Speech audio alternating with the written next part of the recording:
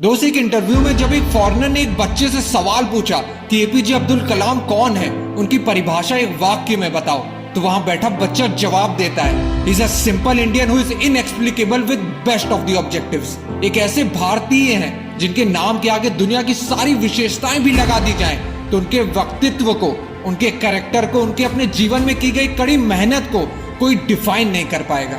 नमन है ऐसे इंसान को जिनका जन्म तो गरीब परिवार में हुआ, पर उनके सपने किसी पैसे के मोहताज नहीं थे, जो 1 घंटे फ्री ट्यूशन पढ़ने के लिए 3 बजे सुबह उठ के नहा धो के 4 बजे अपने टीचर के घर पहुंच जाते थे, जिनके पास सपनों के नाम पे बस देश के लिए कुछ कर गुजरने की चाहत थी और दौलत के नाम पे बस किताबें, जिन्होंने अखबार बेचने से लेकर 2002 में भारत के 11वें राष्ट्रपति बनने तक का सफर तय किया, जिन्हें 38 यूनिवर्सिटी से यूनररी डॉक्टरेट के खिताब से नवाजा गया।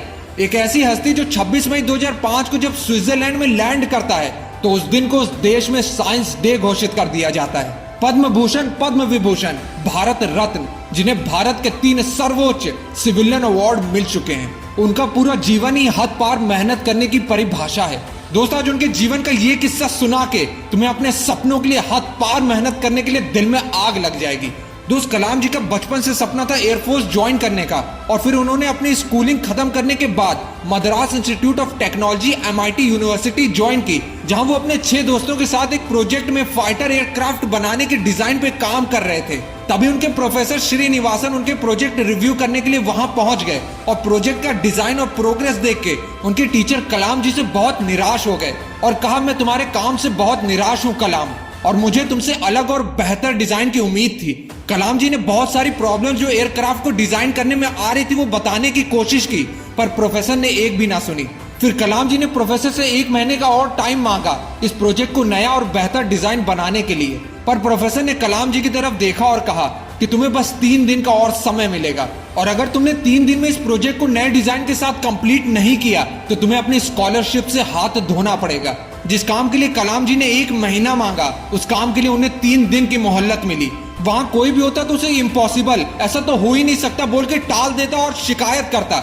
शुरुआत में कलाम जी थोड़े निराश जरूर हुए, क्योंकि उनकी पढ़ाई और उनका सपना दोनों स्कॉलरशिप के पैसों पे टिकी थी, पर उन्होंने तुरंत सारे नेगेटिव थॉट्स हटा के 3 दिन के लिए मेहनत की सारी हदें पार करने की ठान ली, और पूरे 3 दिन और रात बिना सोने और खाने पे ध्यान दिए सिर्फ अपने प्रोजेक्ट पे काम किया।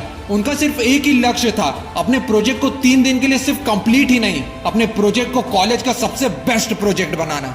और 3 दिन के बाद जब प्रोफेसर ने कलाम जी का प्रोजेक्ट देखा तो वो एकदम शॉक्ड हो गए, और खुशी से कलाम जी की पीठ थपथपाई और कहा कि मैं जानता हूं कि 3 दिन का टाइम दे के मैंने तुम पे बहुत प्रेशर डाला, लेकिन मैं जानता था कि तुम में काबिलियत है, बस ये देखना चाहता था कि तुम में मुश्किल वक्त को सहने की क्षमता है या नहीं, और तुमने खुद को साबित कर दिखाया। दोस्त, कलाम जी कहते थे, one who breaks the limit of their imagination और the one who create history.